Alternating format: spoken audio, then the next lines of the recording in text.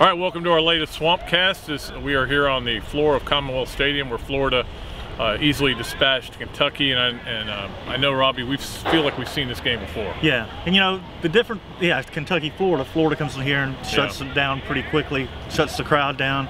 You know, they got off to a shaky start for the first time this year and had bad field position, did nothing early, and then the defense turned the game around with a fumble recovery. After that, it was 21 straight points, and Florida's in control. Defense made a lot of big plays. Of course, Jay Howard scored his first touchdown since he was a junior in high school against Lake City, Columbia, of all people. That was the last time he scored a touchdown, but he got the little 2-yard return after John Bostic's hit. And of course, it's the same old story with Florida. It's a Rainey and Demps show. It is. I mean, they took away the dump down passes and the swing passes. Demps had 1 catch, 2 yards. Rainey, no catches.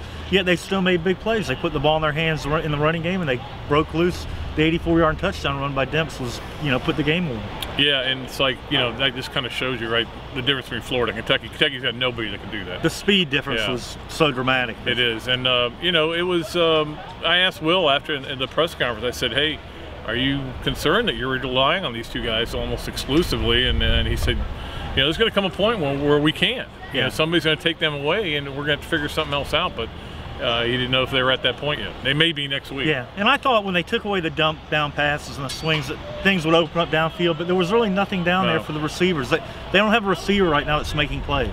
No, tight end Gerald Christian did, though. That was a great play, nice catch and run on the first touchdown of the game. And of course, John Brantley leaving the game with about 2 minutes left in the first half. Will said that was his decision, that the trainer wanted to look at him a little more because he basically got hit in the stomach or stomach area, and had got the wind knocked out of him, and they wanted to take a good look at him. So I said, hey, look, there's 2 minutes left. We want to see if Jeff Driscoll can run this offense with the game still in the balance, and turn out to be a disaster. Yeah, it turned momentum around, and Kentucky, had a chance to go down and score to open the second half, didn't do it. Then Florida hit the big play and it was over. But people look back to 2 years ago when Tebow was hit and had a concussion, and Brantley took some blows in that half. He did. People were wondering, is this another Tebow situation where we're going to be looking on the concussion watch before the big game against Alabama? So kind of a lot of relief there that he wasn't hurt. Yeah, so he'll be fine. I asked Will too about Jordan Reed and Andre DeBose, who were kind of out here throwing the ball around before the game and didn't play. He said that they both would be back next week. So Florida pretty healthy going into the big game against Alabama, and it's going to be tough. I mean, that's a very good team. You saw what they did to Arkansas today. We'll preview that game next week on our Friday Swampcast. Be sure you join us for that.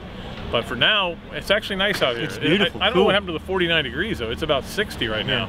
But can't wait to see what Alabama's defense has for Demps and Rainey, though. They're tough. Well, they'll have something. That's going to be an interesting battle. We'll see. We will be back with that Swampcast later in the week. Until the next time, Robbie, Andrew, Pat Dooley of the Gainesville Sun saying so long from Lexington, Kentucky.